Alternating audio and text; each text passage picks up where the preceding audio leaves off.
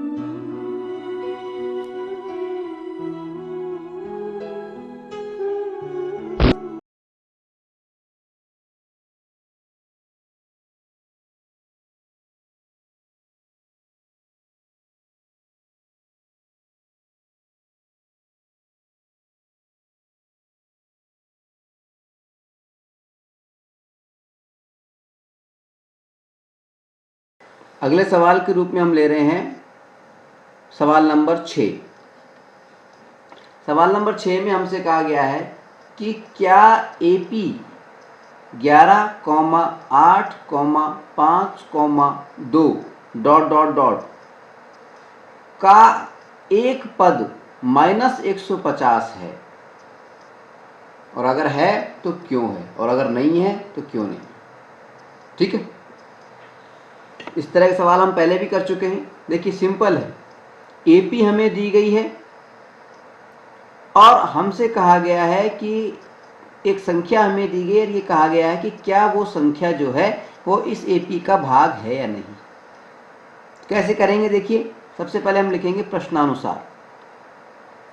प्रश्नानुसार, प्रश्नानुसार क्या है, A यानी प्रथम पद क्या दे रखा है 11, D यानी सारोमंतर कॉमन डिफरेंस कितना है, अगले पद में से यानी 8 में से 11 को घटा देते हैं हम, कितना आ गया 8 में से 11 को घटाएंगे तो 9, 10, 11, 3 बच गया, माइनस का 3 आ गया। ठीक है, और नंबर ऑफ टर्म वो हमें मालूम नहीं है, लेकिन हम मान लेते हैं कि n नंबर है।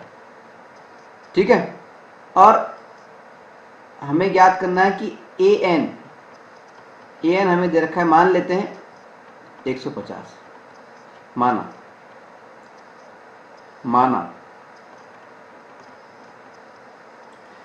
ठीक है ना, इसमें पूछा गया है कि क्या 150 इस AP का भाग है, तो मान लेते हैं कि ये AP का भाग है। माना ऐसा है, माना 150 इस AP का भाग है, तो प्रश्नानुसार A बराबर 11, D बराबर -3, N बराबर N और AN बराबर -150। ठीक है, तो क्या होगा, चूंकि हम जानते हैं कि ए एन बराबर क्या होता है, A plus N minus one into D. ठीक है, ए एन की वैल्यू अगर हम 150 मान लेते हैं, इक्वल्स टू ए की वैल्यू 11 दे रखी है, प्लस एन की वैल्यू हमें मालूम नहीं है इसलिए एन यू क्यों माइनस वन, डी की वैल्यू -3 दी हुई है। ठीक है, यानी -150 equals to 11 plus 3n minus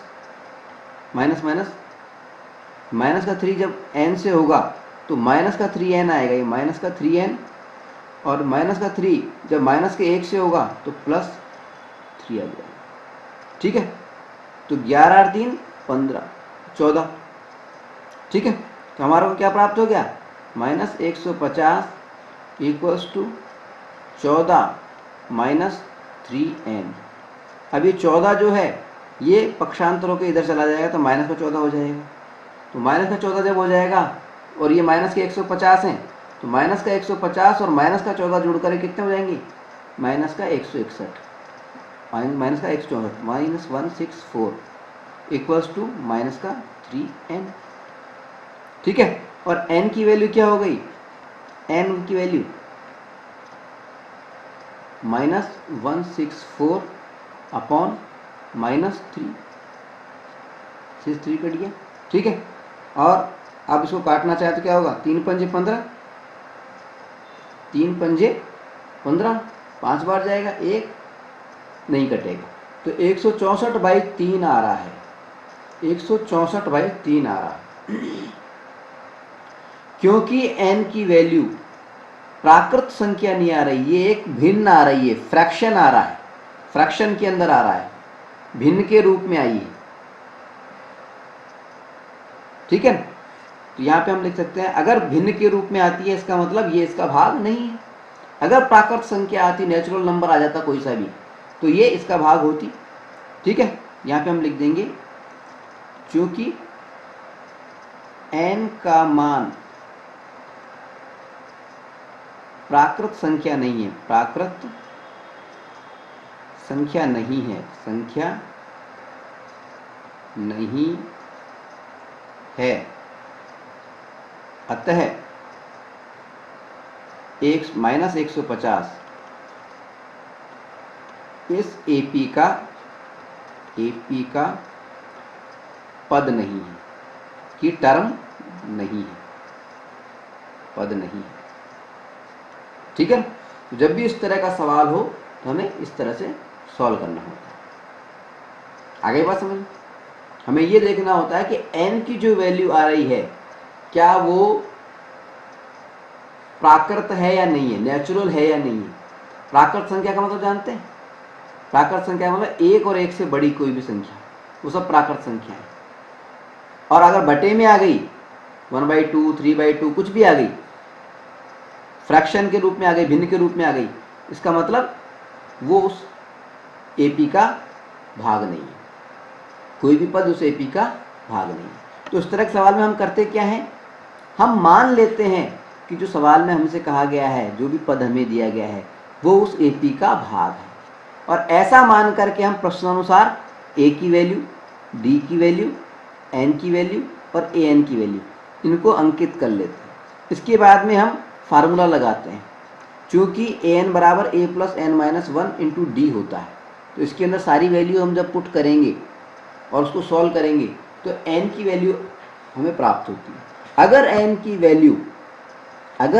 की वैल्यू प्राकृत संख्या प्राप्त होती है, यानी 1 या 1 से बड़ी कोई संख्या प्राप्त होती है, तब तो वो उस AP का भाग है वो पद।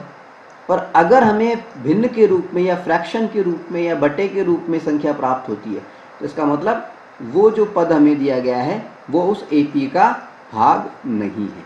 आई बात समझ में? चलिए अगला सवाल लेते हैं। अगले सवाल के रूप में हम ले रहे हैं सवाल नंबर 7। इस सवाल में हमसे कहा गया है कि एक AP है, उस AP का 31वां पद ज्ञात कीजिए जिसका 11वां पद 38 है और 16वां पद 73 है, 73 है। ठीक है। Find the 31st term of an AP whose 11th term is 38 and 16th term is 73। यानी हमें एक एपी है, उसका 31वां पद ज्ञात करना है, 31वीं टर्म ज्ञात करनी है, और हमसे हिंट के तौर पे कहा गया है कि इस एपी का जो 11वां पद है उसकी वैल्यू है 38 और 16वां जो पद है उसका जो मान है, वैल्यू है, वो है 73। ठीक है, तो इस सवाल को कैसे करेंगे? देखिए, जो हमें दे रखा है पहले उसको करेंगे।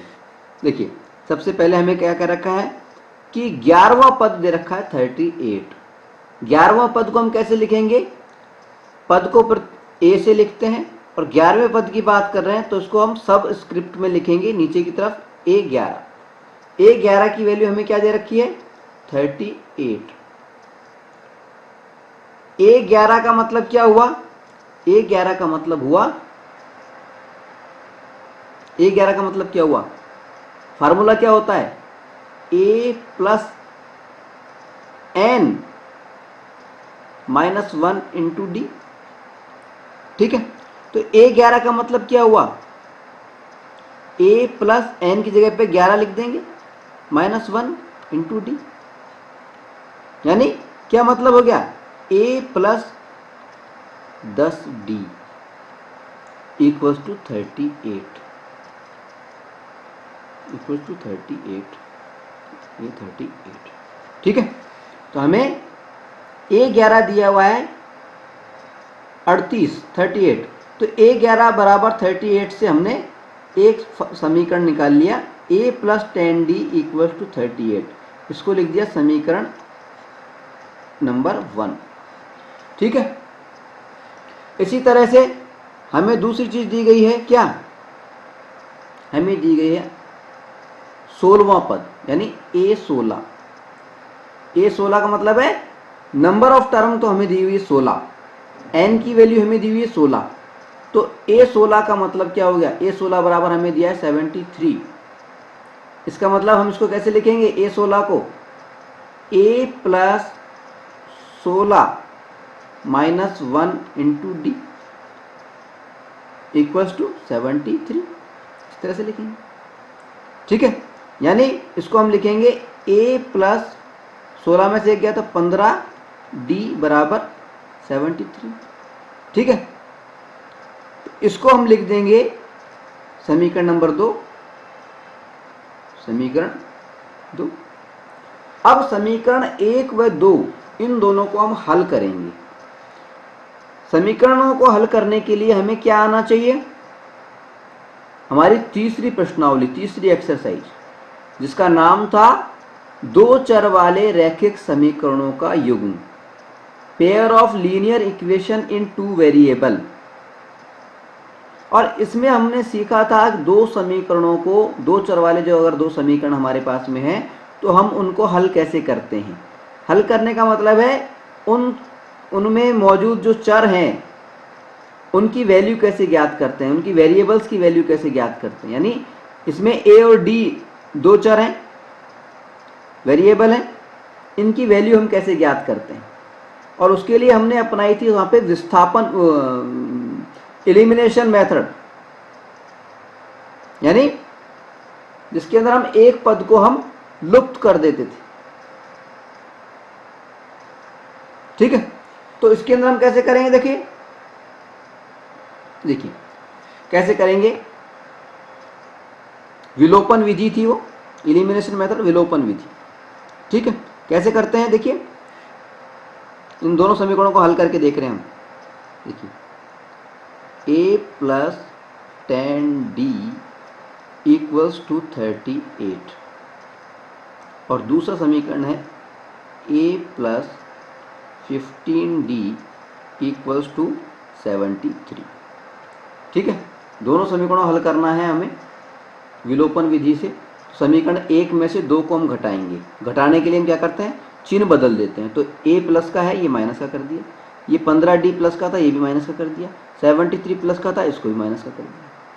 ठीक है, तो A प्लस का, अरे A माइनस का, एक कट गया, माइनस का 15D अब प्लस का 10d यानी माइनस के 5d बच गए, 5d इक्वल्स टू माइनस के 73 हैं और प्लस के कितने 38 हैं। तो जब 73 में से हम 38 को घटाएंगे तो कितना आ जाएगा हमारे पास में, देखिए 13 में से 8 जाएंगे तो 8 और 5 13, 5 आ गया, ठीक है। और फिर 6 में से 3 जाएंगे 3, 35, यानी डी की वैल्यू कितने, और ये माइनस का 73 था इसलिए माइनस की 35, ठीक है। तो डी की वैल्यू क्या है हमारे पास में, डी बराबर -35 अपॉन -5, तो माइनस से माइनस कट जाएगा और 5 सत्ते 35, 5 सत्ते 35, डी की वैल्यू आ जाएगी 7, 35/5 करेंगे, 35/5 करेंगे तो डी की वैल्यू आ गई 7, ठीक है। अब डी की वैल्यू हमें मालूम चल गई, इसमें डी की वैल्यू मालूम चल गई, तो ये जो डी का मान आया है इसको किसी भी एक समीकरण में रख सकते हैं। मान लीजिए समीकरण नंबर 1 में रख दिया, ठीक है। तो डी का मान समीकरण 1 में रखने पर तो क्या होगा, a plus 10 into D, D की वैल्यू है 7 इक्वल्स टू 38, ठीक है। यानी a प्लस 70, 7 10 सत्ते 70 इक्वल टू 38, ठीक है, ठीक है। और a बराबर कितना आ गया, a बराबर d की वैल्यू 7 थी, ठीक है। और ये हमारा था पहला पद 10 70, ठीक है। 38 और ये कितना हो गया जुड़ करके, a बराबर कितना आ गया हमारे पास में 38, 70 इधर जाएगा तो माइनस का 70 हो जाएगा, माइनस के 70 में से माइनस का 70 और प्लस का 38 कितना आ गया, a की वैल्यू कितनी आ गई हमारे पास में, a की वैल्यू कितनी आ गई, देखिए हमारे पास में आ गई 32, माइनस का 32 आ गया हमारे पास, ठीक है। माइनस का कितना आ गया 32, ठीक है। अच्छा, अब a की वैल्यू मालूम चल गई, d की वैल्यू मालूम चल गई,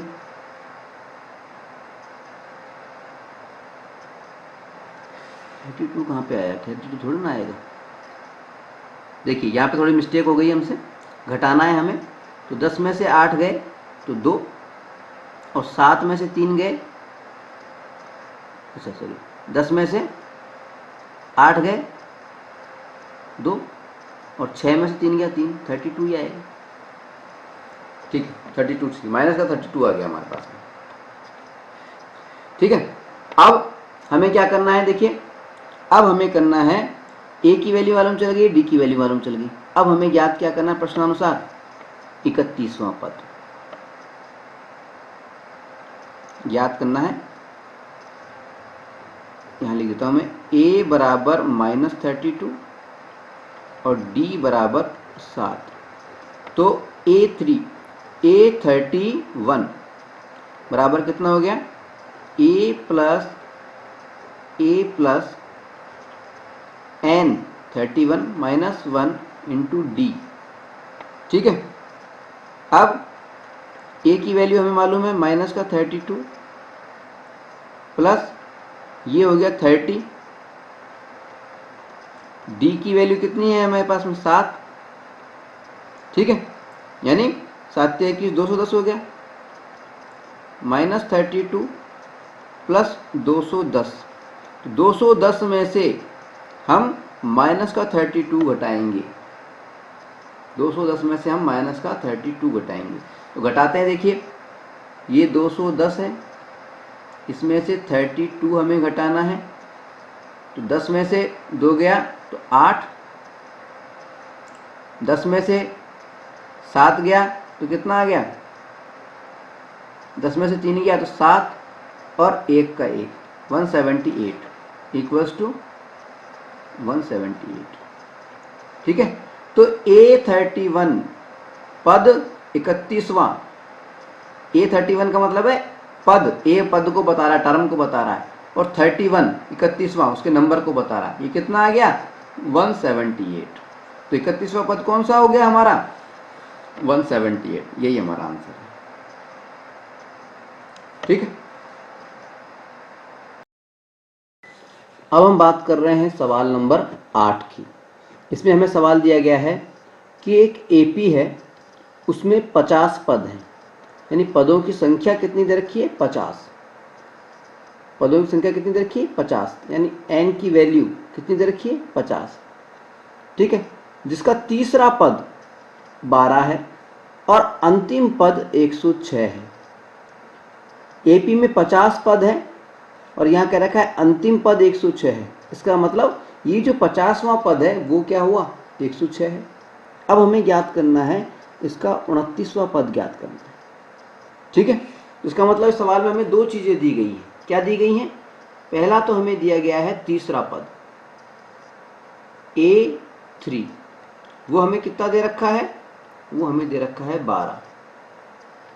A3 बराबर 12 है, इसका मतलब क्या है, इसका मतलब है A3 को हम लिख सकते हैं फार्मूले के रूप में A प्लस n, n कितना दे रखा 3 minus 1 into D equals to 12, यानी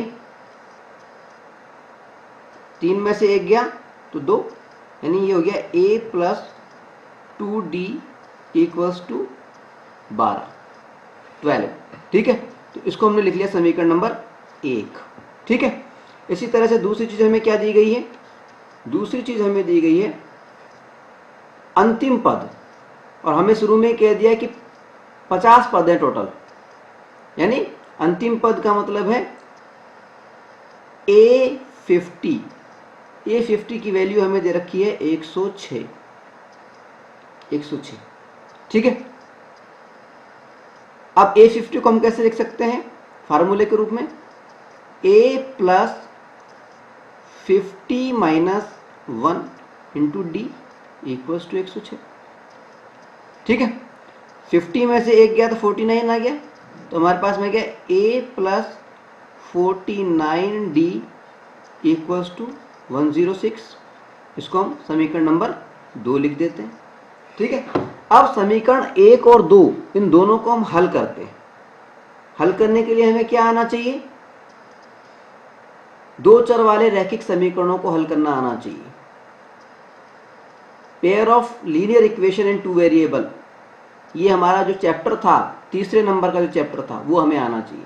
उसके अंदर हमने एक एलिमिनेशन मेथड पढ़ा था, विलोपन विधि पढ़ी थी, उसके अनुसार इस समीकरण को हमें हल करना है। कैसे करना है देखिए पहला समीकरण A प्लस 2D बराबर 12, दूसरा समीकरण भी हम लिख लेते हैं यहाँ पर A plus 49D equals to 106। समीकरण नंबर 2 भी लिख दिया।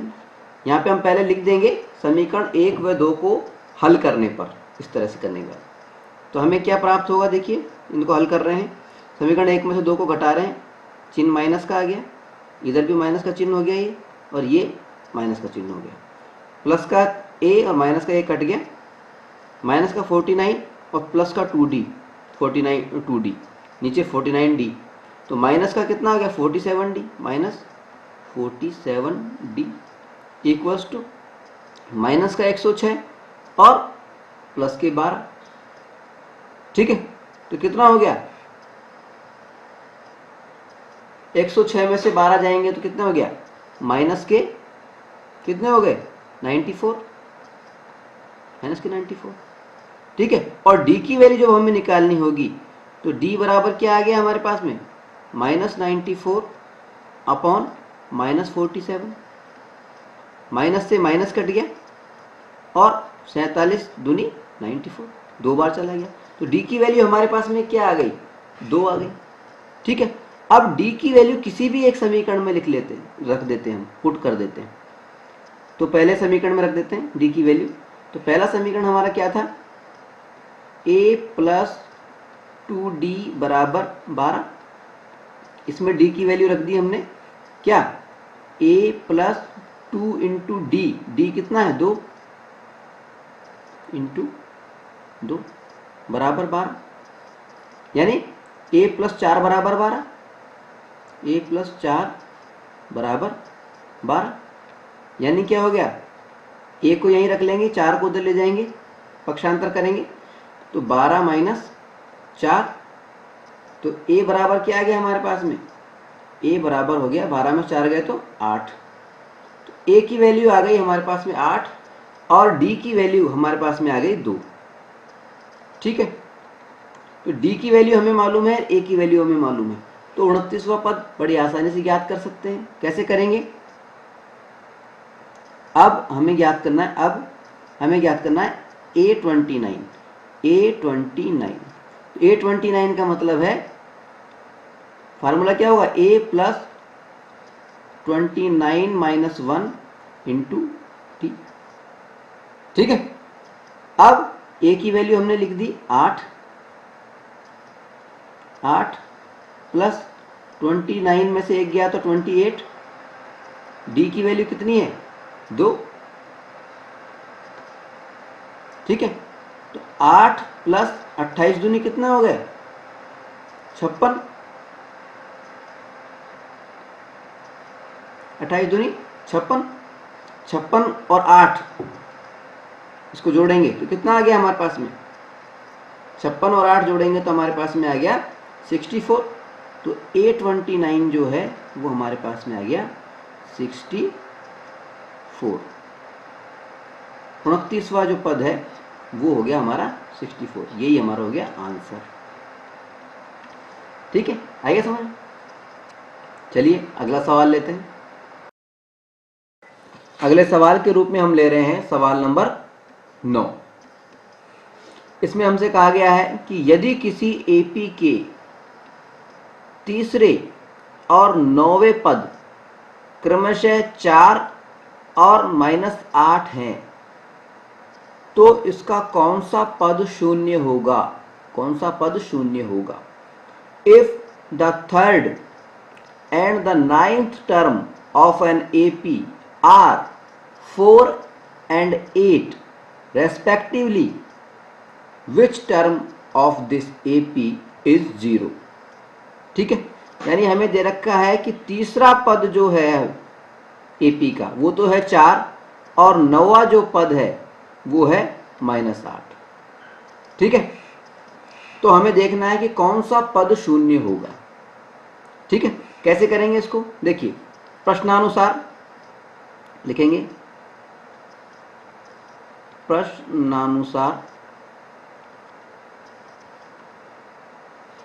प्रश्नानुसार क्या दे रखा है हमें, तीसरा पद A3, तीसरा पद यानी पद 3, तीसरे नंबर का जो पद है वो कितना दे रखा है 4। तीसरे नंबर का पद है इसको हम कैसे लिख सकते हैं, A3 को हम कैसे लिख सकते हैं, A plus n-1 into D. इस फार्मूले के हिसाब से जब हम लिखें तो हम इसको लिख सकते हैं A प्लस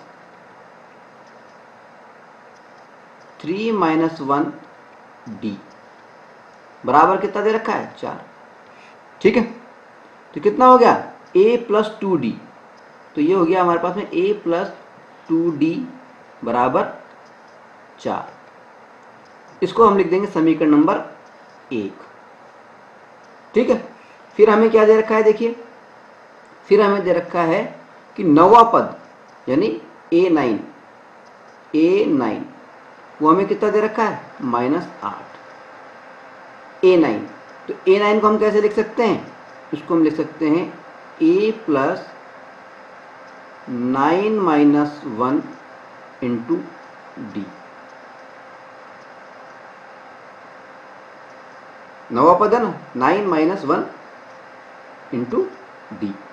ठीक है, बराबर -8। ठीक है, 9-1 कितना हो गया 8, तो A प्लस 8D बराबर -8। ये हो गया हमारा समीकरण नंबर 2। ठीक है, अब हम समीकरण नंबर 1 और 2 इन दोनों को हल करेंगे। हल कैसे करते हैं? समीकरण 1 में से 2 को घटा दें, चाहे 2 में से 1 को घटा दें, कैसे भी कर सकते हैं। तो मान लीजिए हम समीकरण 1 में से 2 को घटाते हैं, ठीक है, इनको यहाँ लिख देंगे हम। समीकरण 1 व 2 को हल करने पर,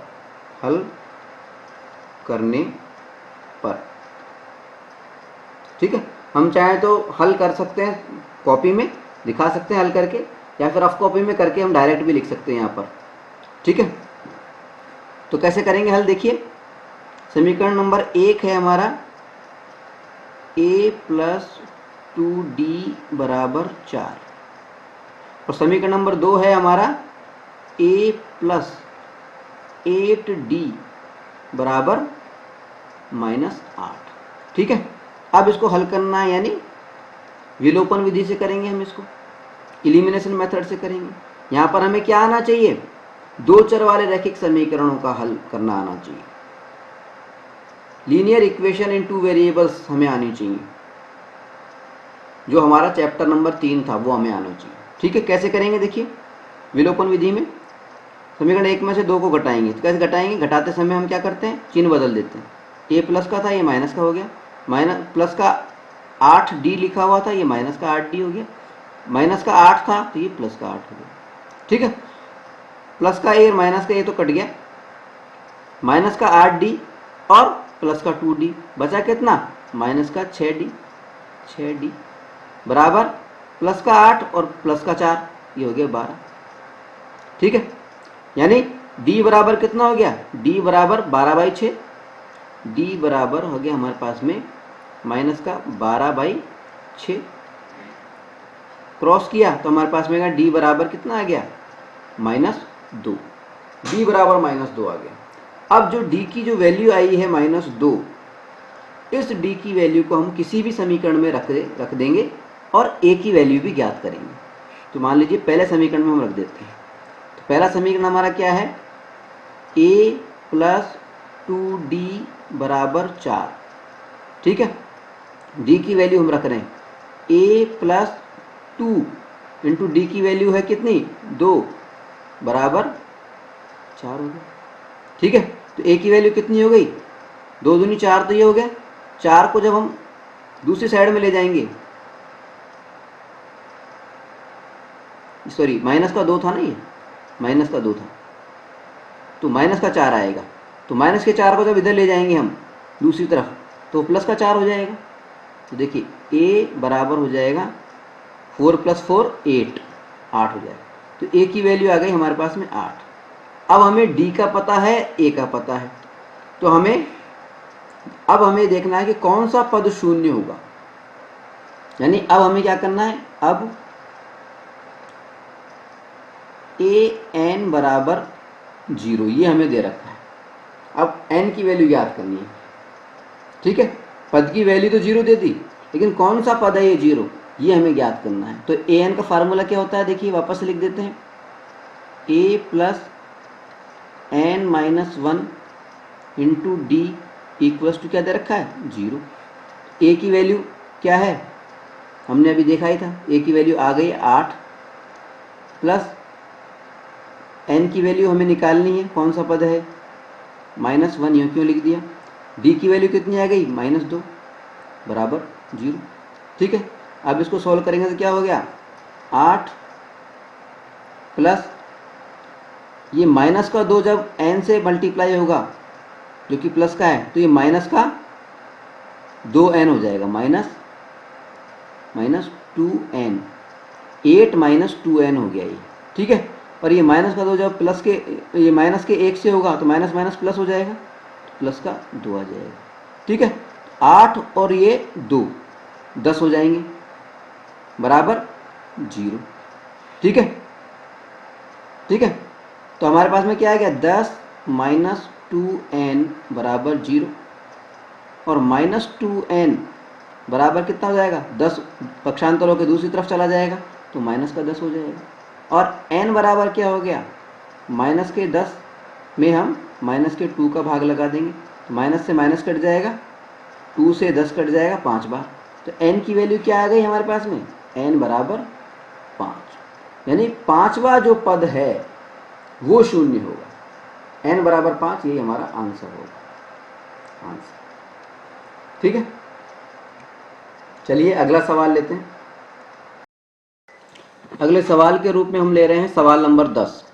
इसमें हमें सवाल दिया गया है कि किसी एपी का 17वां पद, 17वीं टर्म, उसके 10वें पद से 10th टर्म से 7 अधिक है, 7 ज़्यादा है।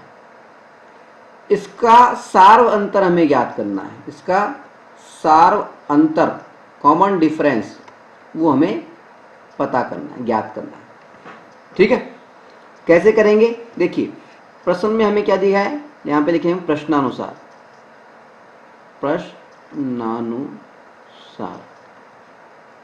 प्रश्नानुसार हमें क्या दे रखा है, हमें दे रखा है कि A17 पद 17 और पद 10वां, 17वां पद और 10वां पद, इन दोनों का अंतर, यानी 17वें पद में से अगर 10वें पद को हम घटा दें, माइनस कर दें, तो वो कितना है, वो है 7। ठीक है, अब इसी आधार पर आगे बढ़ते हैं हम। A17 को हम किस तरह से लिख सकते हैं, देखिए A17, 17 क्या है, पद का क्रमांक है, नंबर ऑफ टर्म है। ठीक है, तो कैसे लिखेंगे A17 को हम, A17 को हम लिखेंगे फार्मूले के हिसाब से A प्लस n, n 17 दे रखा है, -1 इंटू डी, फिर माइनस का चिन्ह लगाएंगे हम, फिर लिखना है A10, A10 को हम कैसे लिखेंगे, ब्रैकेट में करके लिखेंगे हम A plus 10 minus n, n की जगह पर 10 है, 10 minus 1 into D equals to 7। ठीक है, जब इसको हम सॉल्व करेंगे तो क्या आएगा, देखिए यह आ जाएगा A प्लस 16D, 17 में से 1 गया तो 16 हो गया, 16D हो गया। फिर इधर क्या आया, 10 में से 1 गया तो 9, A प्लस 9D है। जब माइनस से, बाहर माइनस है ब्रैकेट के, तो माइनस से मल्टीप्लाई होगा तो क्या हो जाएगा, -A और -9D इक्वल्स टू 7। ठीक है, अब प्लस का A और माइनस का A तो कट जाएगा, अब प्लस के 16D और माइनस के 9D, तो बचे कितने, शायद 7D। 16D में से 9D जब जाएंगे तो 7D बच जाएंगे हमारे पास में, वो भी प्लस के। ठीक है, अब इक्वल्स टू कितना हो गया, 7, तो D की वैल्यू क्या आ गई, D बराबर 7/7, क्रॉस करेंगे तो D बराबर 1, ये हमारा हो जाएगा आंसर। ये हमें ज्ञात करना था, सार्वंतर कॉमन डिफरेंस, तो D का मान आ गया हमारे पास में 1। ठीक है, चलिए अगला सवाल लेते हैं। अगले सवाल के रूप में हम ले रहे हैं सवाल नंबर 11। इसमें हमें सवाल दिया गया है कि एक एपी है 3, 15, 27, 39 ... इसका कौन सा पद का मतलब है, हमें नंबर ऑफ टर्म बतानी है, पद का क्रमांक बताना है, यानी n बताना है। कौन सा पद उसके 54वें पद से 132 अधिक होगा, 54वें पद से 132 अधिक होगा। तो इस सवाल को हम कैसे हल करेंगे, देखिए सबसे पहले तो हम देखिए प्रश्न में क्या क्या दे रखा है हमें, तो हम लिखेंगे प्रश्नानुसार,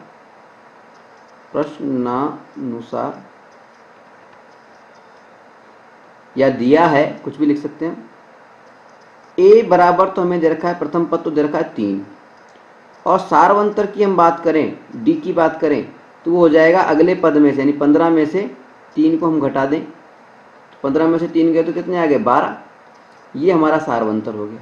A और D हमें प्रश्न में ही दे रखे हैं। ठीक है, अब हमें याद करना है प्रश्नानुसार कौन सा, A54, 54वां पद। A54 का मतलब क्या हुआ, फार्मूला क्या रहेगा, A प्लस n की जगह पर 54 दे रखा है, 54 दे रखा है, 54 माइनस 1 इंटू डी।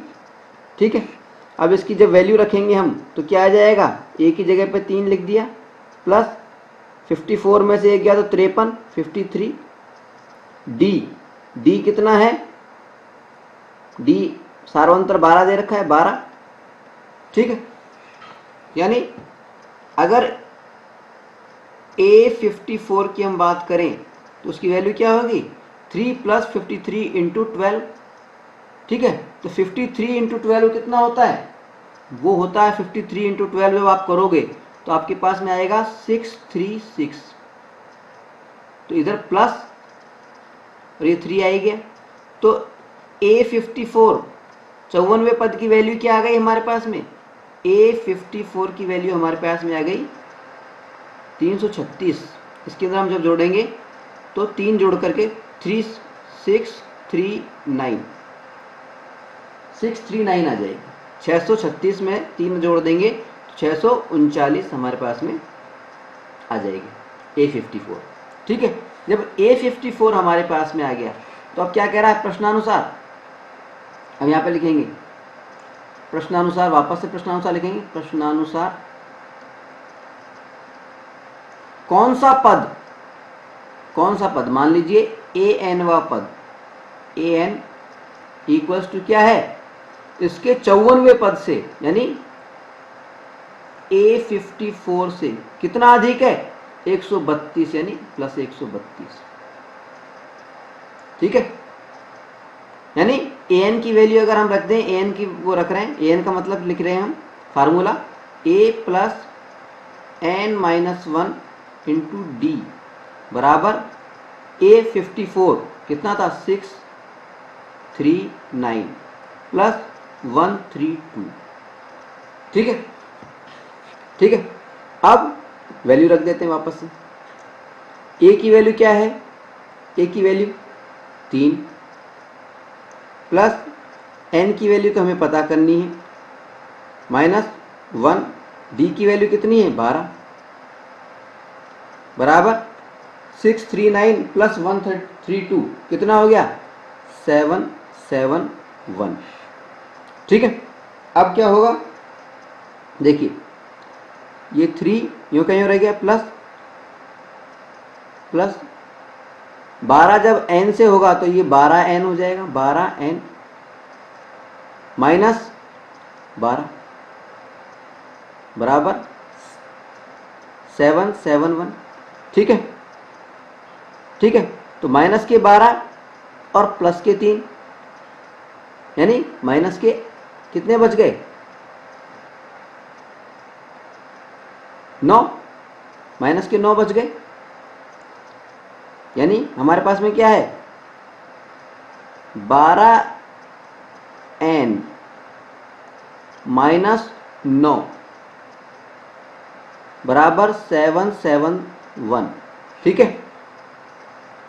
ठीक है, तो 12n का क्या हो गया, 12n बराबर क्या हो गया, 12n बराबर हो गया 771।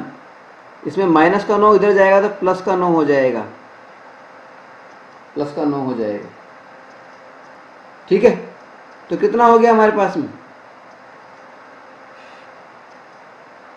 कितना हो गया हमारे पास में, ये हो गया हमारे पास में 780, 12n बराबर, और n की वैल्यू क्या आ गई, n बराबर 7800 अपॉन 12।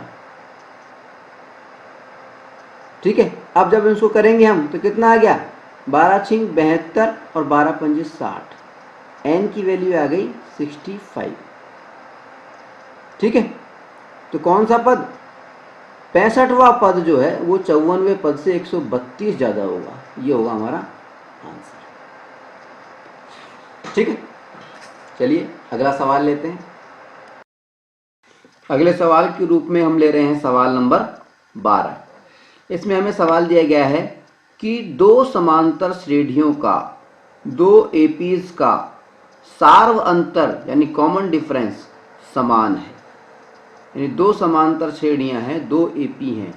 मान लीजिए इसको मान लेते हैं AP1 और दूसरी है AP2।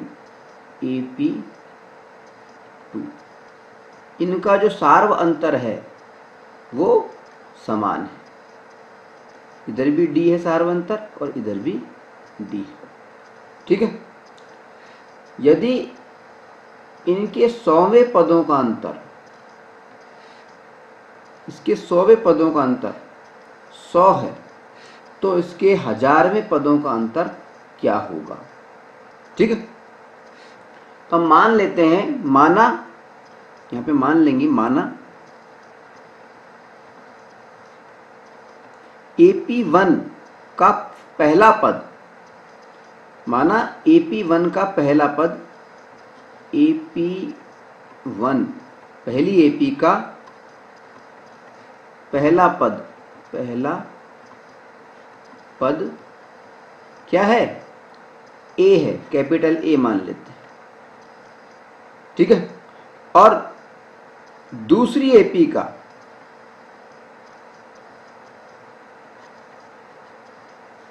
सेकंड AP का पहला पद क्या है? स्मॉल a है। ठीक है, ये हमने मान लिया। ठीक है। अब सार्वंतर समान बता ही दिया, तो माना AP1 का पहला पद कैपिटल A है और सेकंड AP का पहला पद स्मॉल a है और सार्वंतर D है, दोनों का सार्वंतर D है। ठीक है। तो प्रश्नानुसार क्या होगा? प्रश्नानुसार यहां लिख देंगे, प्रश्नानुसार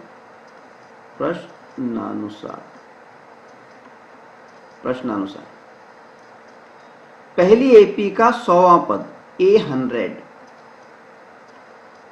और दूसरी AP का 100वां पद यानी स्मॉल a100, इनका जो अंतर है, यानी इनका जो माइनस अगर करें तो वो कितना है? 100। ठीक है। ठीक है, तो हम करके देखते हैं इसको। देखिए इसको क्या लिखा हमने? A100 minus small a100 equals to 100। ठीक है।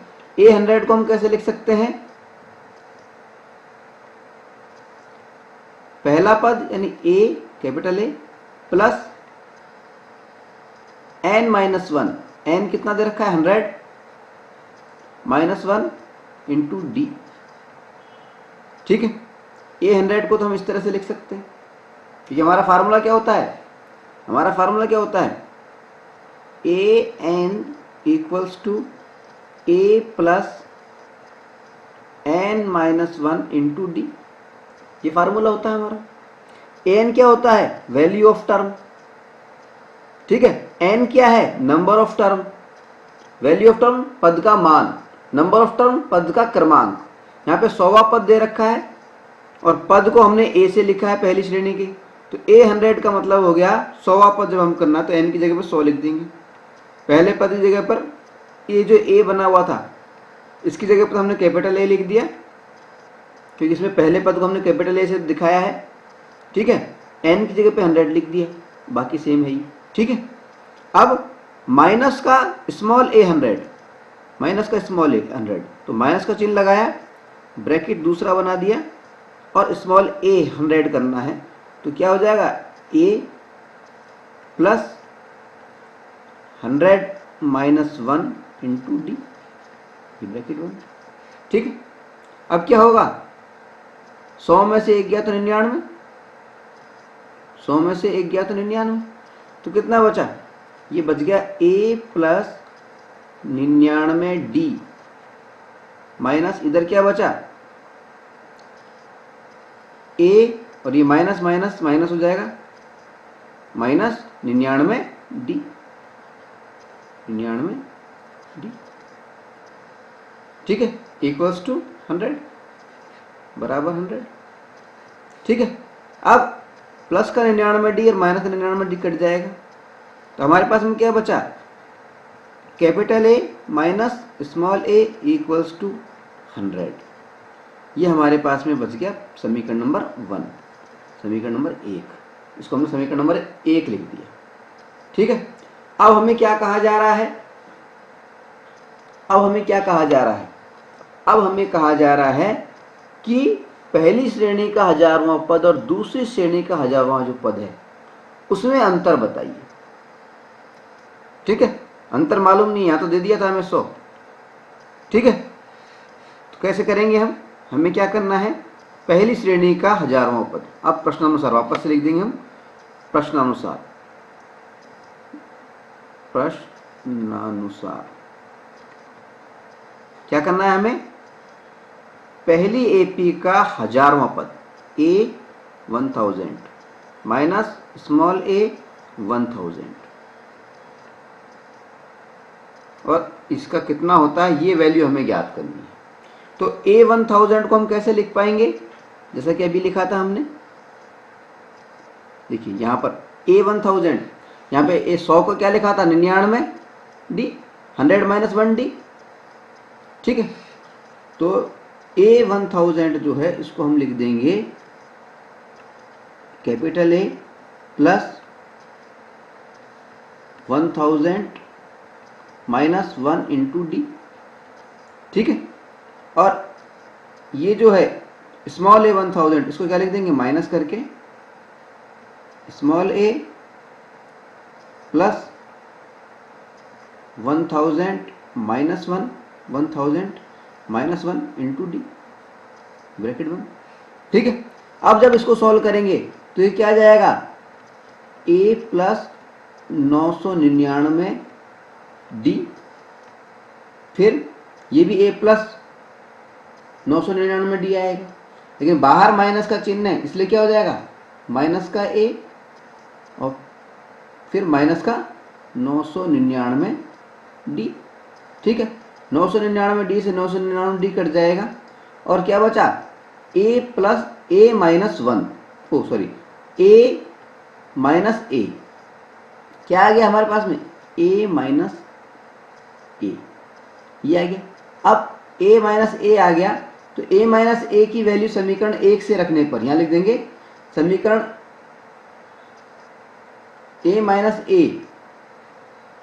अब ए माइनस ए बराबर कितना है, 100, यहां लिख देंगे समीकरण 1 से। अतः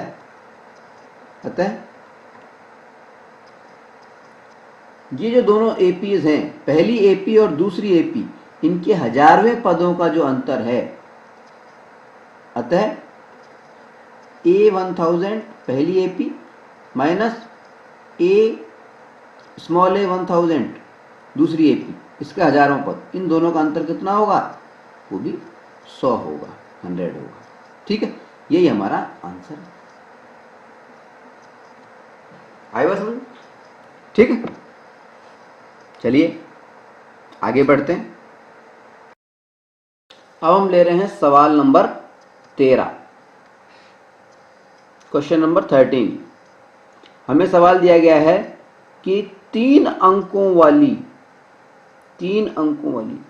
कितनी संख्याएं 7 से विभाज्य हैं। How many 3 digit numbers are divisible by 7।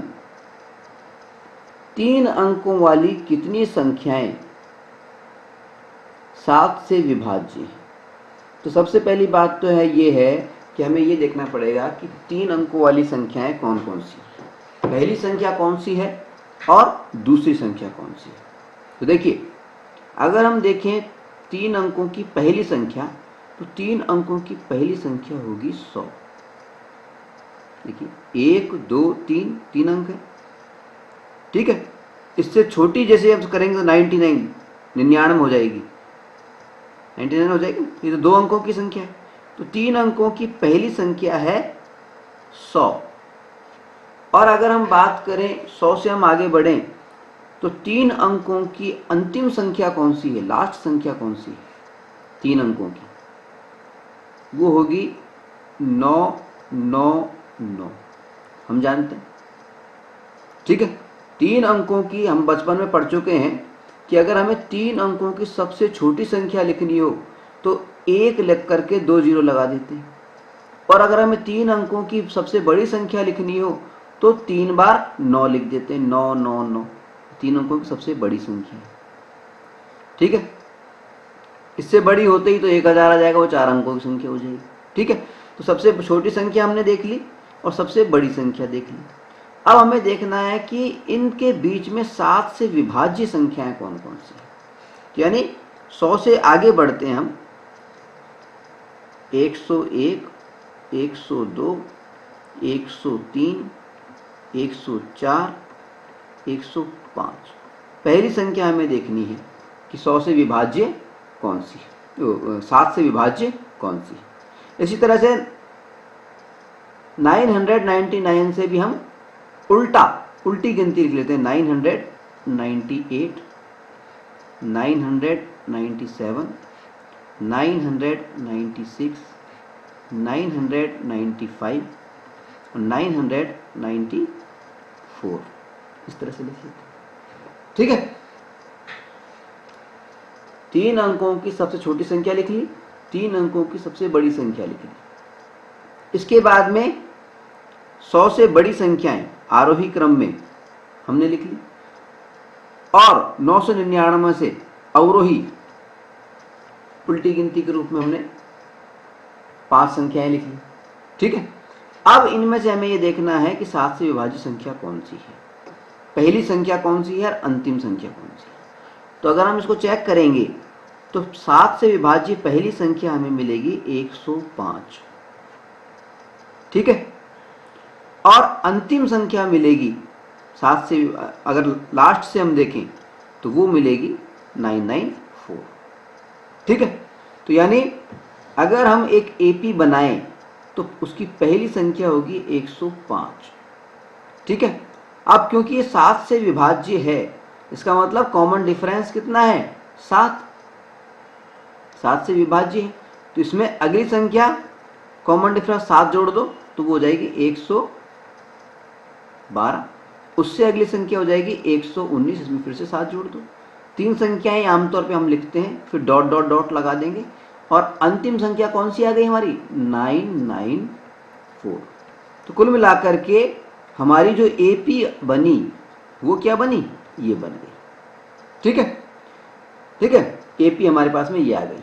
ठीक है, अब इस एपी के अंदर हमें क्या क्या मालूम है, प्रथम पद मालूम है हमें 105, कॉमन डिफरेंस डी हमें मालूम है 7, और ये अंतिम पद हमें मालूम है। अंतिम पद जो दिया होता है इसको हम बोलते हैं an, अंतिम पद की वैल्यू दी हुई है, तो an हमें मालूम है कितना, 994, और अब बच गया n की वैल्यू हमें नहीं मालूम है कि कितनी संख्याएं हैं।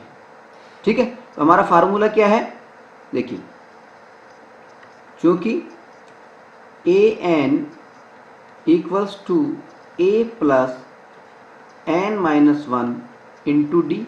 ठीक है, इसके अंदर an की वैल्यू हमें दे रखी है 994 इक्वल्स टू a की वैल्यू है 105 प्लस n की वैल्यू हमें मालूम नहीं है, -1 यूँ क्यों लिख दिया, d कॉमन डिफरेंस d की वैल्यू मालूम है 7। ठीक है, अब इसको सॉल्व करेंगे तो क्या आ गया, 994 तो यूँ क्यों रह गया, इक्वल्स टू 105 यूँ क्यों उतार लिया हमने, प्लस 7 को n से करेंगे तो 7n, और ये -1 से 7 को करेंगे तो माइनस का 7। ठीक है, अब ये माइनस का 7 है और ये प्लस के 105 है, तो 105 में से जब 7 जाएंगे तो कितना बच जाएगा, कितना बच जाएगा, 105 में से जब 7 जाएंगे तो हमारे पास बच जाएगा 98, ये बच गया 98, तो 994 तो यूँ रह गया इक्वल्स टू 98 प्लस 7n। ठीक है, अब इस 98 को पक्षांतर करके दूसरे पक्ष में ले जाएंगे हम, तो हमारे पास में क्या आ गया, हमारे पास में क्या आ गया, 7n इक्वल्स टू 994 माइनस 98। ठीक है, अब 994 में से जब 98 को हम घटाएंगे, 994 में से जब हम 98 को घटाएंगे तो हमारे पास में क्या आ जाएगा, 896, 7n बराबर 896 और n की वैल्यू क्या आ गई, 896 अपॉन 7। अब जब इसको करेंगे क्या हो जाएगा, 7 एकम 7, बच गया 1, 7 दूनी 14 और 7 8 56, 128। n की वैल्यू आ गई हमारे पास में 128। तो यानी कुल मिलाकर के 100 से 3 अंकों की जो संख्याएं हैं, यानी 105 से और 994 तक 7 से विभाज्य जो संख्याएं हैं उनकी कुल संख्या है 128। ये हमारा हो जाएगा आंसर। अब हम बात करेंगे सवाल नंबर 14 पर।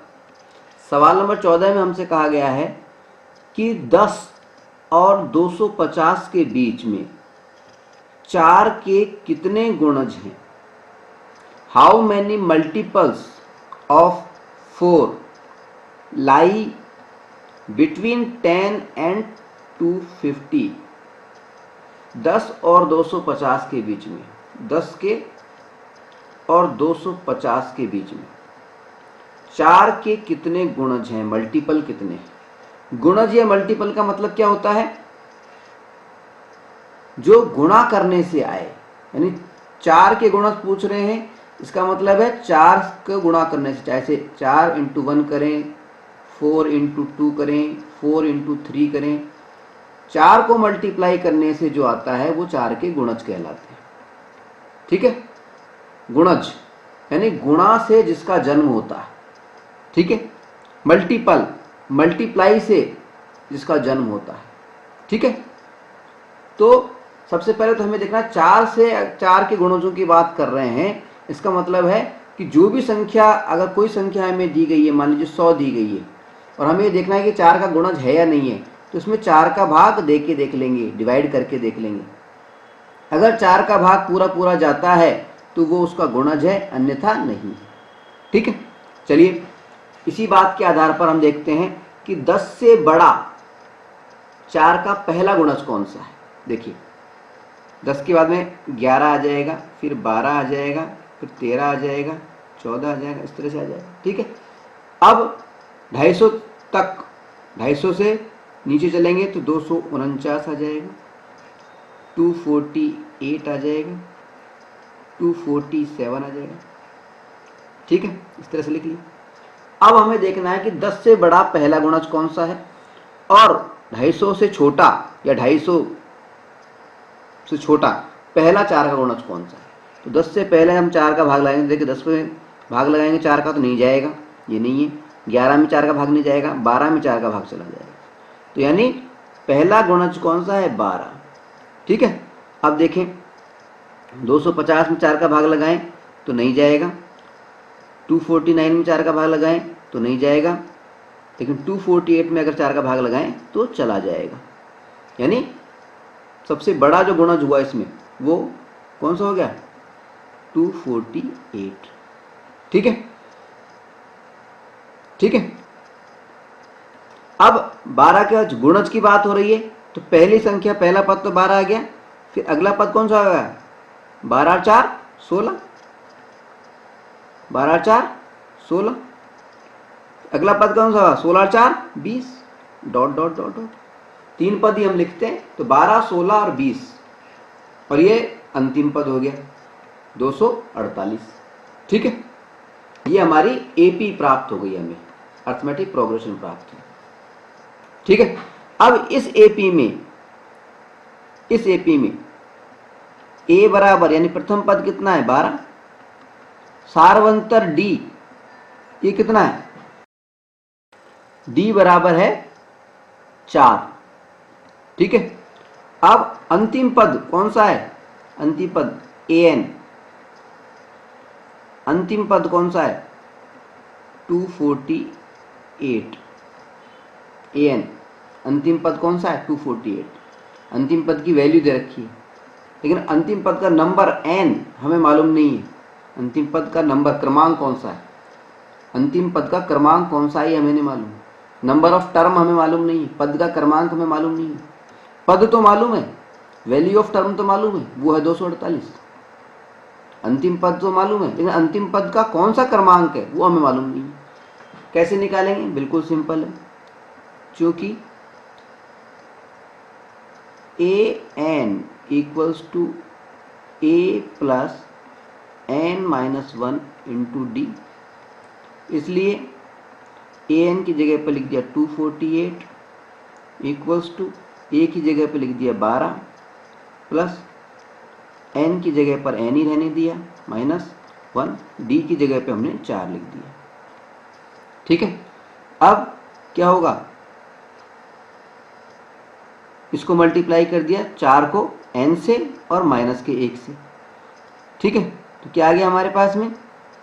248 equals to 12 plus 4n 4n minus 4। ठीक है, 12 में से ये जो 4 है ये जब घट जाएगा तो कितना आ जाएगा? 8। ठीक है, तो हमारे पास में क्या आ गया? 248 इक्वल्स टू 8 प्लस 4n। ठीक है, अब ये जो 8 है ये पक्षांतर होकर के दूसरी तरफ जाएगा तो ये माइनस का 8 हो जाएगा।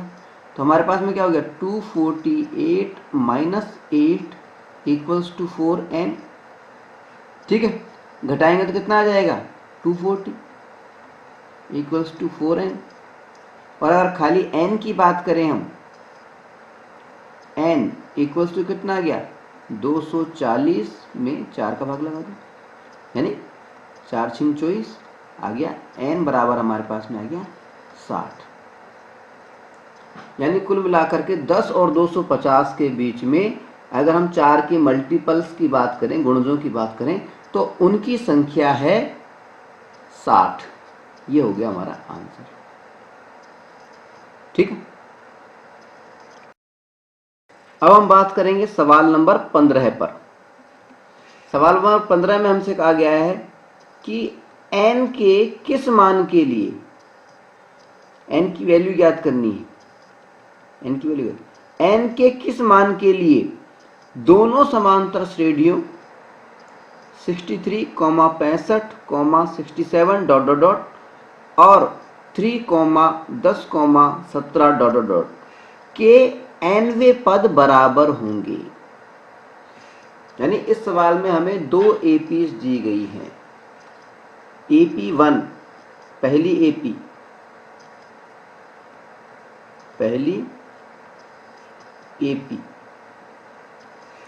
और दूसरी एपी। ठीक है, पहली एपी हमें क्या दी गई है? 63, 65, 67। ठीक है, दूसरी एपी क्या दी गई है? 3, 10, 17 dot dot dot dot dot. ठीक है, अब पहली एपी के अंदर पहला पद a बराबर कितना है? वो 63 दिख रहा है, और d यानी सार्वंतर कितना है? अगले पद में से पिछला पद घटा दो, 65 माइनस 63 इक्वल्स टू 2। ठीक है, इसी तरह से दूसरी एपी के अंदर पहला पद कौन सा है? a बराबर है कितना? 3, और d बराबर कितना है? अगले पद में से यानी 10 में से 3 घटा दो, यानी 7। ठीक है, अब प्रश्नानुसार हमें क्या कहा गया है? प्रश्नानुसार यहां लिख देता हूं, प्रश्नानुसार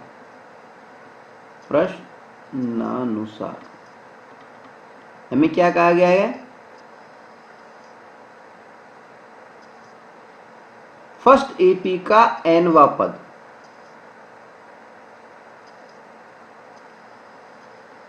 एपी फर्स्ट एपी का nवां पद और सेकंड एपी का nवां पद, ये बराबर, ठीक है। फर्स्ट एपी का nवां पद और सेकंड एपी का nवां पद बराबर। अब फर्स्ट एपी के nवें पद को हम कैसे लिखेंगे? देखिए, nवें पद का फार्मूला होता है a plus n minus 1 into D, ठीक है। तो फर्स्ट एपी का nवां पद क्या हुआ? a की जगह पर 63 लिख दिया, प्लस n के वैल्यू हमें मालूम नहीं है -1 इंटू डी की वैल्यू मालूम है 2, इक्वल्स टू, इसी तरह सेकंड एपी का nवां पद फार्मूला सेम रहेगा, वो क्या हो जाएगा? a यानी 3 plus n minus 1 into D कितनी है? 7, ठीक है। अब सॉल्व करते हैं। देखिए 63 तो ये क्यों रहा, प्लस 2n माइनस 2 इधर आ गया, इस साइड में क्या रहा? 3 तो ये क्यों रहा, प्लस 7n माइनस 7, ठीक है। अब देखिए ये 63 प्लस का है और 2 माइनस का है, तो कितना हो गया? 61। तो हमारे पास में आएगा 61 प्लस 2n इक्वल्स टू, इधर क्या होगा? देखिए माइनस का 7 है और प्लस का 3 है, यानी माइनस का 4 बचेगा, माइनस का बचेगा, इसका मतलब ये हो गया 7n माइनस का 4, ठीक है। अब हम इनको पक्षांतर करके एक तरफ लाएंगे। देखिए पक्षांतर करते हैं इनों का, 7n को या 2n को हम दूसरी इस साइड में ले आते हैं, इस साइड में लिया, ठीक है, और 4 को दूसरी साइड में ले गए, तो 2n जब इधर आएगा तो 7n माइनस 2 तो n हो जाएगा, क्या हो जाएगा? देखिए ये हो जाएगा 7n माइनस 2n, इधर तो ये हो जाएगा, और इस साइड में क्या हो जाएगा? 61 था, माइनस का 4 इधर जाएगा तो प्लस का 4 हो जाएगा, तो 61 प्लस 4 यानी ये हो गया 65 इक्वल्स टू 7n में से 2n गए तो 5n, और अगर n की वैल्यू हमें निकालनी हो, n इक्वल्स टू क्या हो गया? 65/5, 5 एकम 5, 5 3 15, इन कुल मिलाकर के n की वैल्यू कितनी आ गई? 13। तो यानी 13वां जो पद है वो इन दोनों एपीज के लिए समान होगा, ये हो गया हमारा आंसर, ठीक है। आगे बात समझ।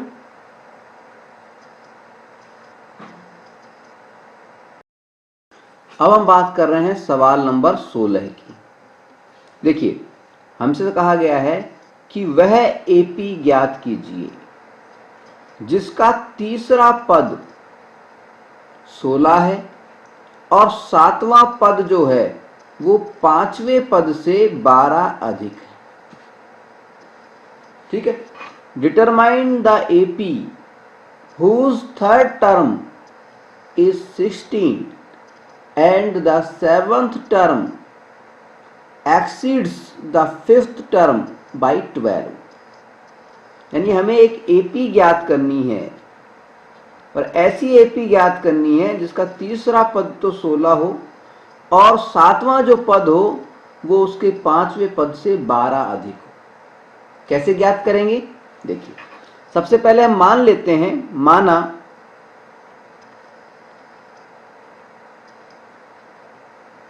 एपी का प्रथम पद first term equals to A व सार्वंतर कॉमन डिफरेंस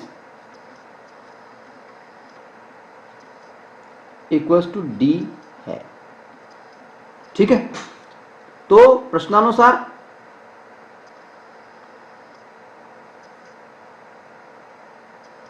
तो A3 इक्वल्स टू कितना हो गया प्रश्नानुसार 16। ठीक है, A3 16 हो गया। A3 का मतलब A3 को हम कैसे लिखेंगे फार्मूले के हिसाब से, nवा पद, तीसरा पद कौन सा होगा फार्मूले के हिसाब से, ये हो गया A plus n minus 1 into D equal to 16। ठीक है, n कितना है 3, तो 3 में से 1 गया तो 2 हो गया यानी 2d, यानी a प्लस 2d बराबर 16। ठीक है, यहाँ पे n की जगह पे हम पहले से ही 3 लिख सकते हैं, 3 ये देखिए 3 लिख दिया, 3 में से 1 गया तो 2 हो गया 2d। तो पहला जो समीकरण हुआ वो ये बन गया। ठीक है, अब क्या कह रहे हैं, दूसरी बात क्या कह रहे हैं, दूसरी बात ये कह रहे हैं कि सातवां जो पद है यानी A7 जो है वो पांचवें पद से यानी A5 से 12 अधिक है, 12 अधिक। इसका मतलब ये है कि अगर सातवें पद में से पांचवें पद को हम घटा दें, माइनस कर दें, तो हमें 12 मिलना चाहिए। ठीक है, अब A7 को लिख देते हैं। A7 को हम कैसे लिखेंगे, जैसे यहाँ पे A3 को तीसरे पद को लिखना था तो यहाँ पे 2d लिख दिया, यानी एक कम A प्लस 2d, एक कम d।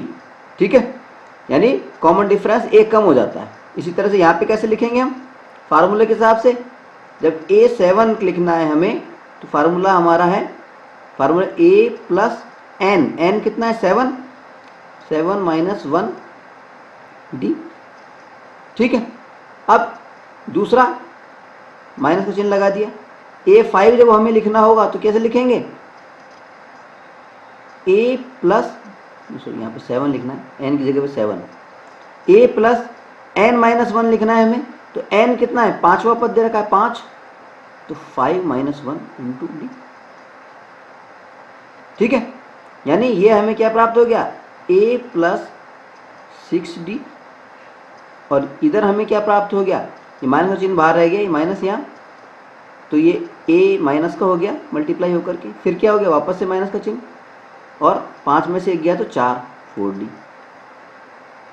ये हमें प्राप्त हो गया इक्वल्स टू 12। ठीक है, अब देखिए क्या हो रहा है, ये 6d, ये माइनस का 4d, यानी प्लस के 2d बचेंगे। a प्लस का और a माइनस का ये तो कट गया। ठीक है, तो 2d बराबर कितना आ गया 12, यानी d बराबर कितना हो गया 12/2, यानी 6।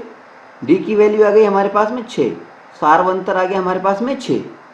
ठीक है, अब सार्वंतर हमारे पास में 6 आ गया, तो अगर d की वैल्यू को हम समीकरण 1 में रख दें, देखिए d बराबर 6 समीकरण 1 में रखने पर, 1 में रखने पर समीकरण 1 क्या था हमारा, a प्लस 2d बराबर 16, तो a plus 2 into D, D की जगह पे क्या लिख दिया हमने 6 बराबर 16।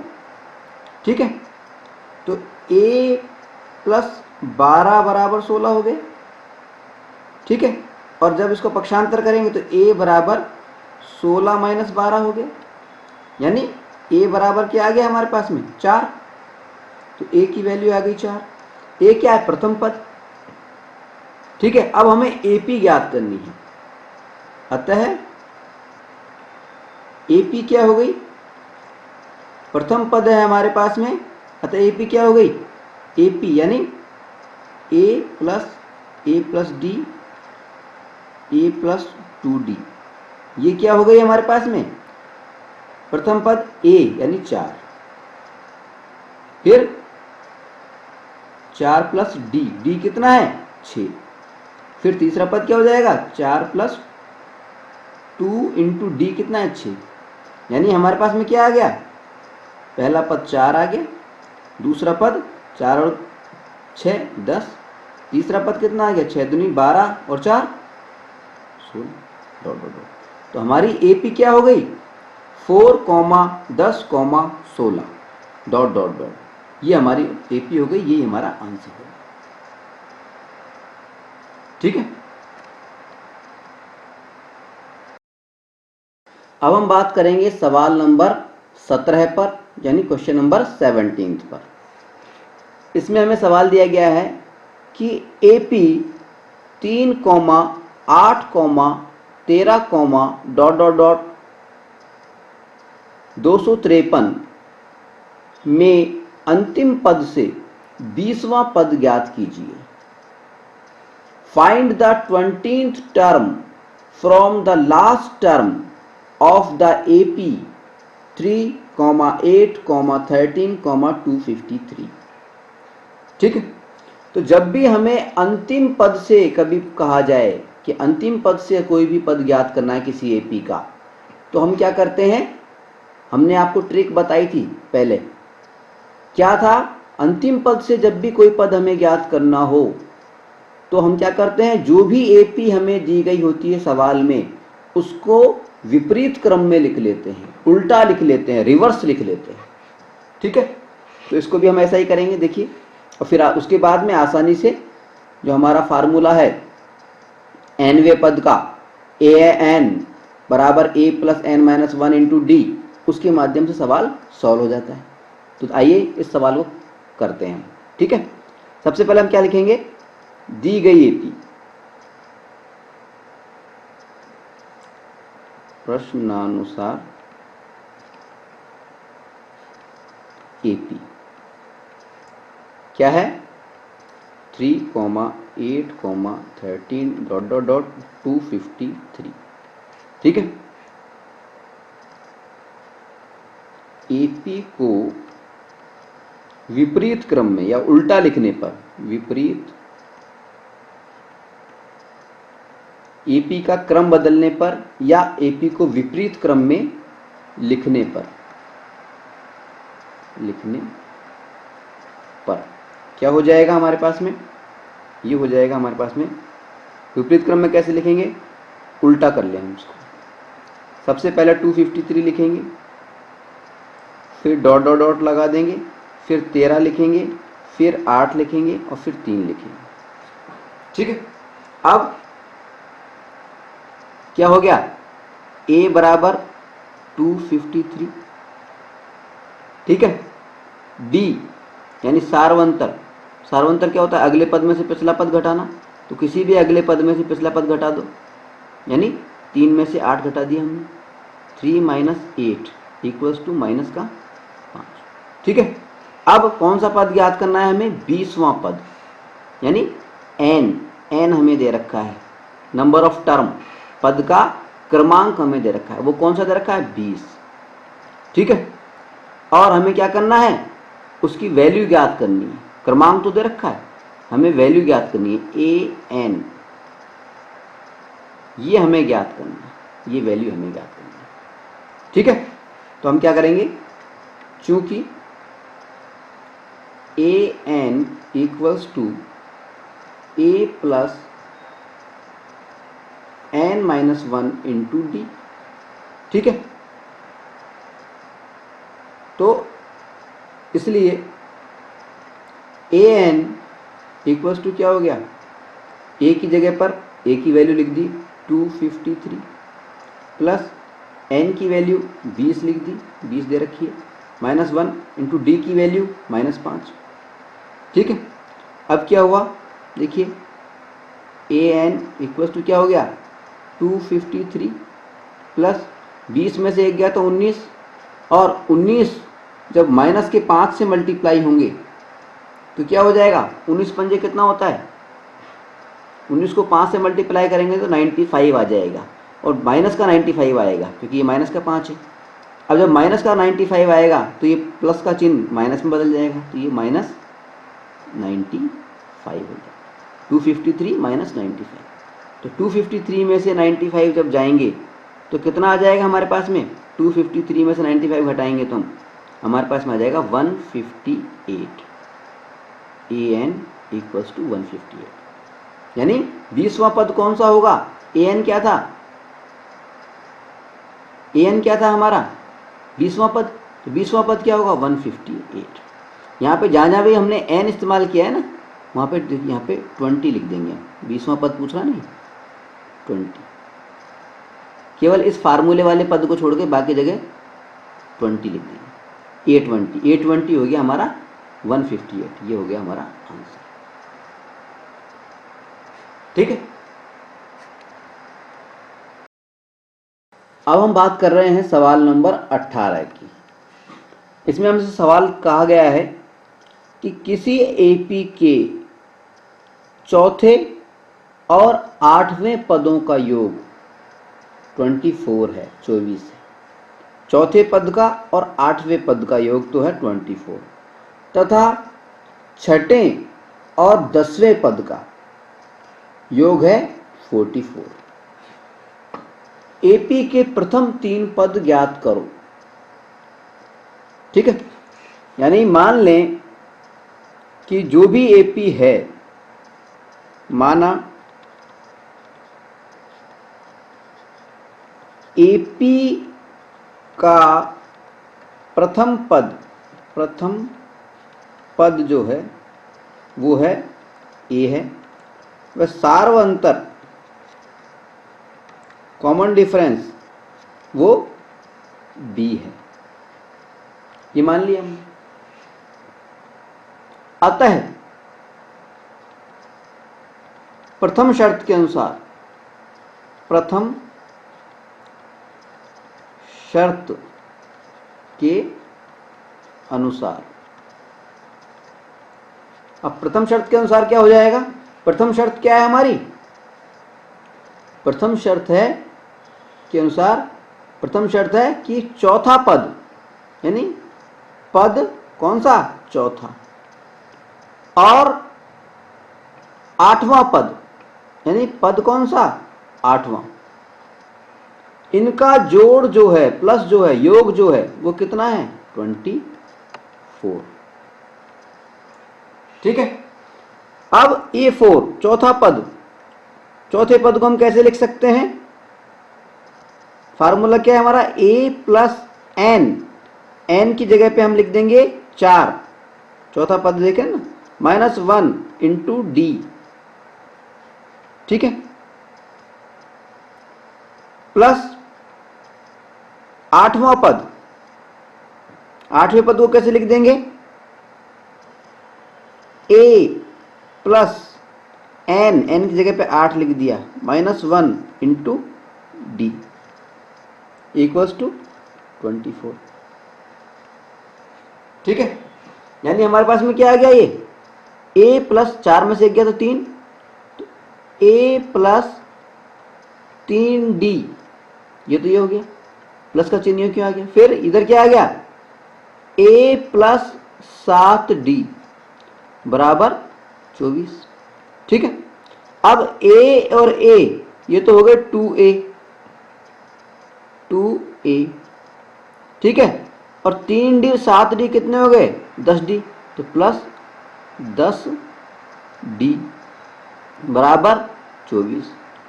ये हो गया हमारा पहला समीकरण। ठीक है, अब दूसरी शर्त के अनुसार,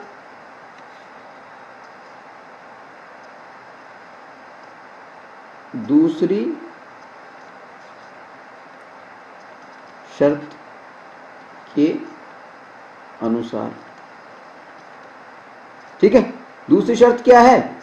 छठा पद, यानी पद 6 और 10वां पद, यानी पद 10वां, इन दोनों का जो योग है वो कितना है? 44 है, 44।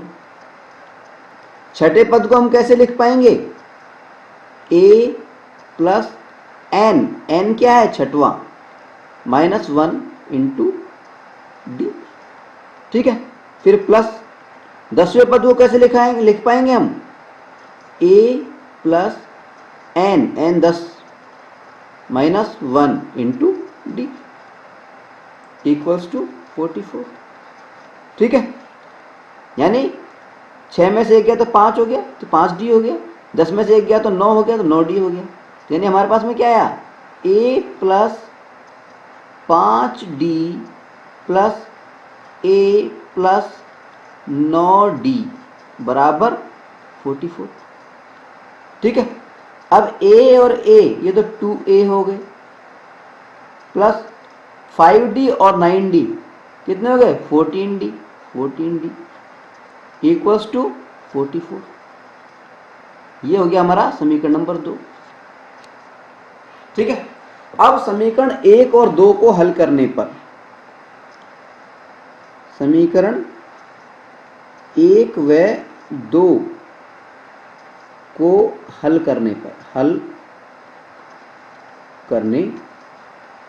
करेंगे। ठीक है, हल कैसे करते हैं देखिए, पहला समीकरण लिख लिया हमने 2A प्लस 10D बराबर 24। दूसरा समीकरण हमने लिख लिया 2A plus 14D equals to 44। पहले समीकरण में से दूसरे समीकरण को हमने घटा दिया, यानी घटाते हैं तो चिन्ह बदल जाते हैं नीचे के, माइनस, ये माइनस और ये माइनस, तो ये कट गया। माइनस का 14D में से 10 का D जाएगा तो माइनस का 4D, minus 4D equals to minus के 44 में से 24 प्लस के जाएंगे तो कितना आ गया 20, कौन सा माइनस का। अब D बराबर क्या हो गया हमारे पास में, D बराबर हो गया माइनस का 20 अपॉन माइनस का 4, माइनस से माइनस कट गया, 4 पंजे 20, 5 आ गया। D की वैल्यू आ गई हमारे पास में 5। अब इस D की वैल्यू को, D का जो मान है इसको हम समीकरण नंबर 1 में रख देते हैं। ठीक है, तो D की जगह पर जब 5 रखेंगे तो समीकरण नंबर 1 क्या है हमारा, देखिए 2A प्लस 10D बराबर 24। यहाँ लिख देंगे हम D का मान समीकरण 1 में रखने पर, जगह नहीं इसलिए मैंने लिख रहा हूँ, ठीक है ना, D का मान समीकरण 1 में रखने पर। ठीक है, या फिर लिख देंगे D बराबर 5 समीकरण 1 में रखने पर। ठीक है, समीकरण 1 लिखा। अब 2A प्लस 10D, 10 की जगह D की जगह जब 5 लिखेंगे तो 5 और 10 मल्टीप्लाई हो जाएगा, 10 पंजे 50 बराबर 24। ठीक है, और 2A बराबर क्या हो जाएगा, बराबर क्या हो जाएगा, 50 उधर जाएगा तो माइनस के 50 हो जाएंगे, तो माइनस के 50 में से 24 गए तो माइनस के 26 बच जाएंगे, माइनस 26। और A की वैल्यू जब हम निकालेंगे तो 26 के अंदर हम 3 का भाग लगाएंगे तो 13 दूनी 26, माइनस 13, तो A की वैल्यू आ गई माइनस 13। प्रथम पद आ गया माइनस 13 और सार्वंतर आ गया D आ गया 5। तो जब हमें प्रथम पद मालूम है और सार्वंतर मालूम है तो अगले, अगर AP के 3 पद हमें ज्ञात करने हैं तो कैसे ज्ञात करेंगे, देखिए AP हो जाएगी हमारी A plus D A plus 2D dot dot dot, ये AP हो जाएगी हमारी। ठीक है, तो A की जगह पे तो माइनस 13 लिख दिया, दूसरे A की जगह पे भी यहाँ माइनस 13 लिखा, प्लस D की जगह पे क्या लिख दिया हमने, D की वैल्यू क्या है, D की वैल्यू 5 लिख दी। फिर अगले पद के लिए A की जगह पे माइनस 13 प्लस 2D, तो D कितना है 5 और 2D मतलब 5 दूनी 10 हो गया। ठीक है, अब इसको सॉल्व कर लेंगे, जोड़ लेंगे, तो पहला पद तो माइनस 13 ही रहा, दूसरा पद हो गया माइनस 13 और प्लस 5, तो माइनस 13 में से 5 गए तो माइनस का 8, और तीसरा पद कौन सा आएगा, माइनस के 13 में से 10 गए तो माइनस का 3 डॉट डॉट डॉट। तो ये हमारी AP हो गई, पहला पद माइनस 13, दूसरा पद माइनस 8, तीसरा पद माइनस 3, ये हमारी AP हो गई। ठीक है, ये हो गया हमारा आंसर। अब हम बात कर रहे हैं सवाल नंबर 19 की।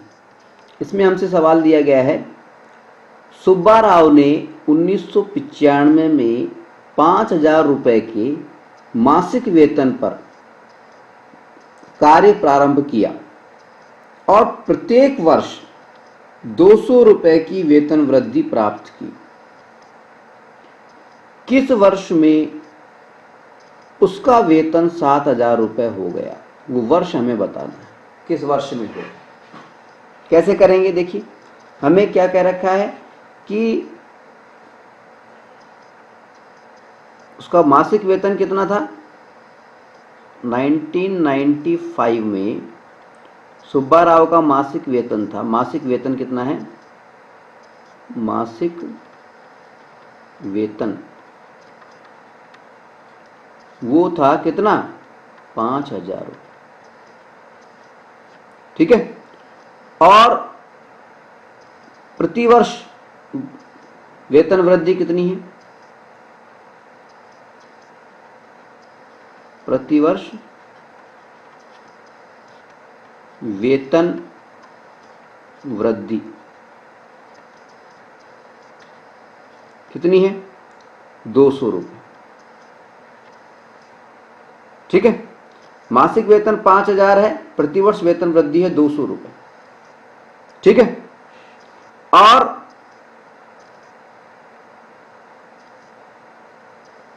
किस वर्ष में, देखो मासिक वेतन वृद्धि को हम मान लेते हैं एपी, अगर एपी को हम अगर लिख बनाएं तो देखिए हमें क्या दे रखा है, मासिक वेतन इसको तो हम प्रथम पद मानेंगे A1, तो प्रथम पद दे रखा है हमें 5,000। ठीक है, वेतन वृद्धि जो दे रखी है इसको बोलेंगे हम डी, ये है हमारे पास में डी इक्वल्स टू डी, यानी 5,000 प्लस अगला अगर हम निकालना हुआ तो उसमें 200 जोड़ दो, 5,200 अगला पद आ जाएगा। ठीक है, इस तरह जब हम आगे चलेंगे तो ऐसे करते करते 7,000 रुपये उसका वेतन पहुंच गया। ठीक है, तो हमें ये बताना है कि 7,000 जो वेतन पहुंचा किस वर्ष में पहुंचा। ये 5,000 था 1995 में, यानी पहला वर्ष था 1995। ठीक है, तो देखिए हमें क्या क्या दे रखा है वो देखिए, प्रश्नानुसार यहाँ लिख देंगे हम, प्रश्नानुसार ए बराबर है 5,000, बी बराबर है 200, एन कितने वर्ष बाद हो रहा है ये हमें मालूम नहीं है, एन की वैल्यू, लेकिन ए एन वो कितना है वो हमें मालूम है साथ। ठीक है, ठीक है, एन की वैल्यू पता नहीं है। ठीक है, तीन चीजें, चार चीजें थी, तीन चीजें मालूम है, तो कैसे बड़ी आसानी से हम चौथी चीज पता कर लेंगे। हम लिखेंगे चूंकि a n equals to a plus N minus 1 into D. ठीक है, ए एन है 7,000, इसलिए 7,000 इक्वल्स टू ए की वैल्यू कितनी है 5,000 प्लस एन की वैल्यू पता नहीं है -1, यूँ क्यों, डी की वैल्यू हमें मालूम है 200। ठीक है, अब क्या हुआ देखिए, 7,000 तो यूँ क्यों रह गया, इक्वल्स टू 5,000 भी यूँ क्यों आ गया, प्लस 200n माइनस 200। ठीक है, ब्रैकेट को खोल दिया हमने, 200 n से मल्टीप्लाई हो गया और 1 से हो गया, तो 200n माइनस 200 हो गया। ठीक है, अब क्या हुआ देखिए, ये 5,000 था और ये 200 है, तो 5,000 में से 200 जब घटेंगे तो कितना आ जाएगा, प्लस का 4,800। तो हमारे पास में क्या आ गया, 7,000 इक्वल्स टू 4,800 प्लस 200n। ठीक है, अब 4,800 को हम दूसरी तरफ ले जाएंगे, साइड चेंज कर देंगे, पक्षांतर कर देंगे, तो ये माइनस का 4,800 हो जाएगा, तो 7,000 माइनस 4,800 हो जाएगा ये। तो हमारे पास में क्या आ गया, 7,000 माइनस 4,800 इक्वल्स टू 200n। ठीक है, 7,000 में से 4,800 जब हम घटा देंगे तो हमारे पास में कितना आ जाएगा, वो आ जाएगा 2,200। ठीक है, 2,200 आ गया। 7,000 में से जब 4,800 हम घटा देंगे तो हमारे को प्राप्त हो गया 2,200। 2,200 बराबर 200n। अब n की वैल्यू अगर हमें निकालनी हो तो क्या हो जाएगा 2200 बटा 200 बराबर n। n की वैल्यू हो गई, 2 जीरो से 2 जीरो कट गई, 2 से 1 कटेगा तो 11 आ जाएगा। तो n की वैल्यू आ गई 11, यानी 11वां पद जो होगा वो होगा 7000। ठीक है। अब पहला पद था पहले पद को हमने पहला वर्ष इन्होंने बताया प्रश्नानुसार 1995, तो 1995 इसके अंदर हम 11 साल जोड़ दें तो कितना आ जाएगा? 1995 में अगर 11 साल जोड़ दें तो कितना आ जाएगा? 6, 9 और 1 10 की 0 हासिल 1, 9 और 1 10 की 0 हासिल 1, 2006। यानी 2006 के अंदर, सन 2006 के अंदर जो है इसका वेतन 7000 रुपये हो गया। ठीक है, ये हमारा हो गया आंसर। ठीक है, अब हम ले रहे हैं प्रश्नावली 5.2 का 20वां और अंतिम सवाल। इस सवाल में हमसे कहा गया है रामकली ने किसी वर्ष में के प्रथम सप्ताह में, फर्स्ट वीक में 5 रुपए की बचत की और फिर अपनी साप्ताहिक बचत 1.75 रुपए बढ़ाती गई। यदि nवें सप्ताह में, कौन सा सप्ताह है उसका नंबर हमें मालूम नहीं है, nवें सप्ताह में n हमें मालूम नहीं है, उसकी साप्ताहिक बचत 20.75 हो जाती है। साप्ताहिक बचत nवें सप्ताह का पता नहीं है, लेकिन वो कितनी हुई है nवें सप्ताह में वो हमें मालूम है। साप्ताहिक बचत कितनी हो जाती है? 20.75, यानी हमें an पता है 20.75। ठीक है, तो n ज्ञात कीजिए। देखिए कैसे करेंगे। प्रश्नानुसार क्या दे रखा है प्रश्न के अंदर? प्रश्नानुसार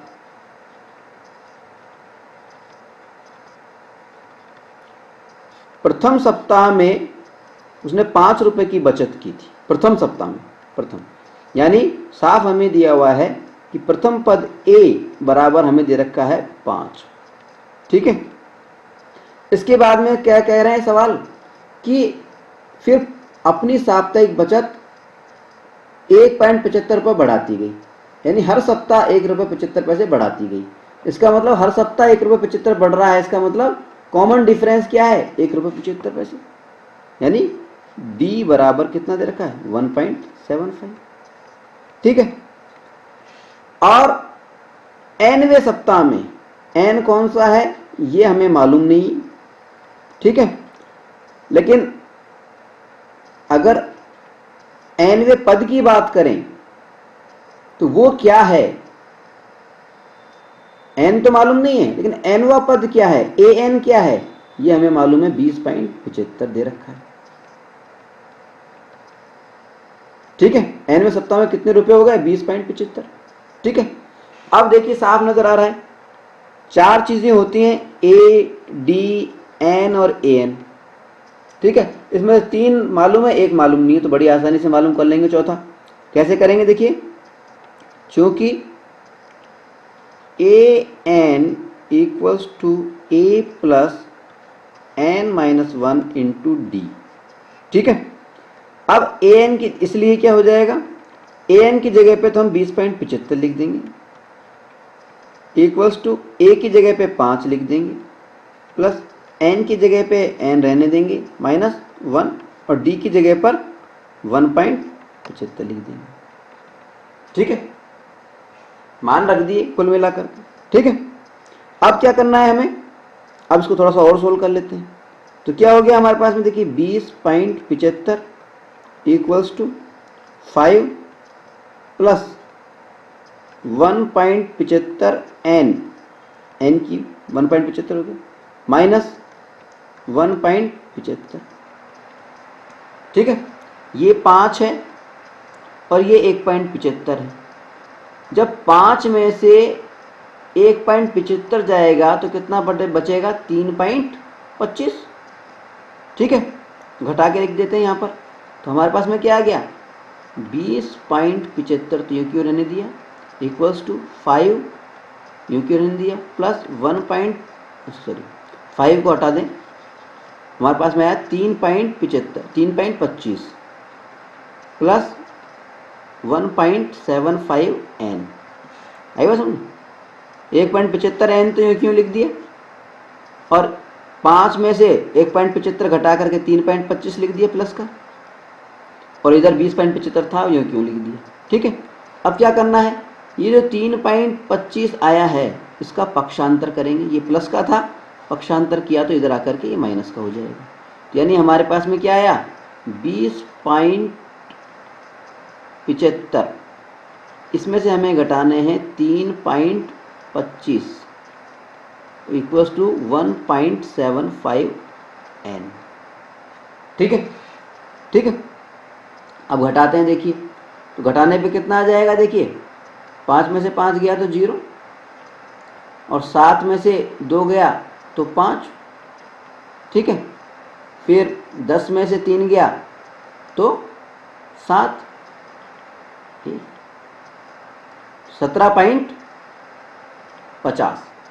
17.50 आ गया हमारे पास, इक्वल्स टू 1.75 n।